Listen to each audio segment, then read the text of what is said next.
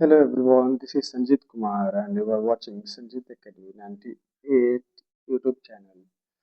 Today I'm going to explain one more important topics in English grammar and मुझे आशा है कि आप सबको मालूम होगा कि देखो क्या होता है ना जब भी आप इंग्लिश स्पोकन की बात करते हो तो आपको तीन बहुत ही इंपॉर्टेंट चीजें बताई जाती है और वही मैं आपको समझाने वाला हूँ।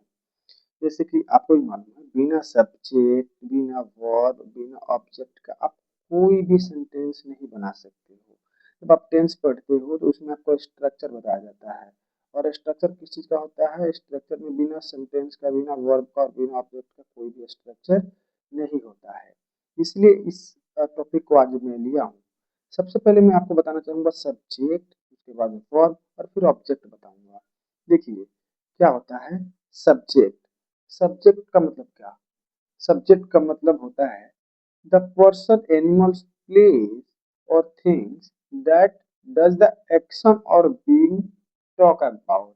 कहने का मतलब है किसी भी सेंटेंस में जिस चीज का या किसी इंसान का या किसी एनिमल्स का या किसी जगह की हम बात कर रहे हैं वो हमारा क्या है सब्जेक्ट है। मतलब कि जिसके बारे में हम बात कर रहे होते हैं सेंटेंस में या फिर आप नॉर्मली कह सकते हो to whom we are talking in sentence, जिसके बारे में हम सेंटेंस में बात कर रहे हैं। यहाँ पे एग्जांपल से समझिए आप, यहाँ पे लिखा हुआ है राम प्लेस फुटबॉल। यहाँ पे राम क्या कर रहा है प्लेस फुटबॉल, यानी कि राम फुटबॉल खेल रहा है। अब मैं आपसे पूछूं कि यहाँ पे इस सेंटेंस में कौन क्या कर रहा है तो आप बोलोगे मेनली हम लोग किसकी बात कर रहे हैं राम का। क्या आप देखो यहाँ पे द पर्सन एनिमल प्लेस और things that does the action, जो कुछ कर रहा है कौन कुछ कर रहा है यानी कि राम यहाँ पे फुटबॉल खेल रहा है और राम फुटबॉल खेल रहा है इसीलिए राम हमारा जो हो गया इसमें क्या हो जाएगा सब्जेक्ट हो जाएगा। यानी कि जो कुछ एक्शन कर रहा है सेंटेंस में वही हमारा सब्जेक्ट हो जाएगा।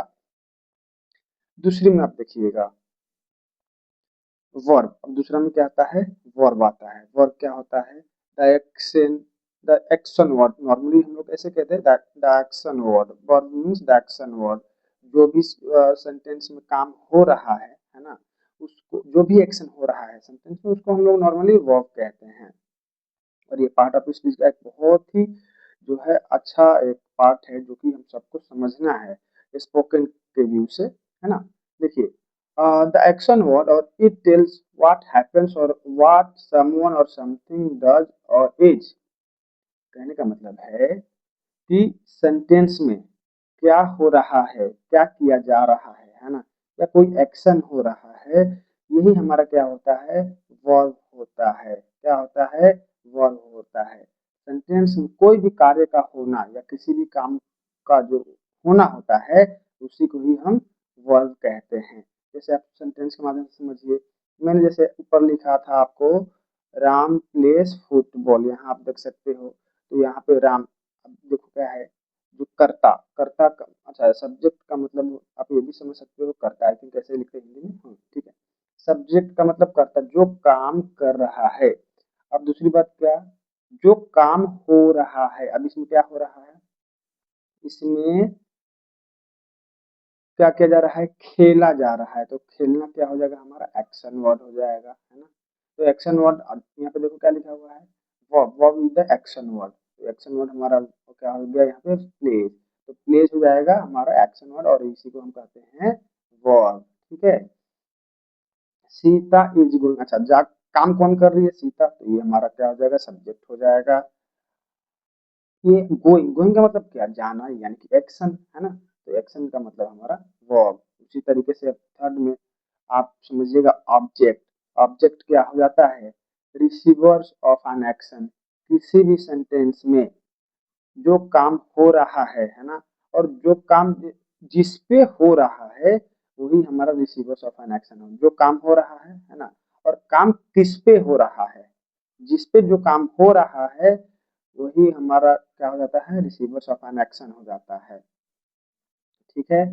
तो इस तरीके करके आपने ये तीन चीजों को समझा। जैसे मैं आपको बोलूं राम प्लेस फुटबॉल,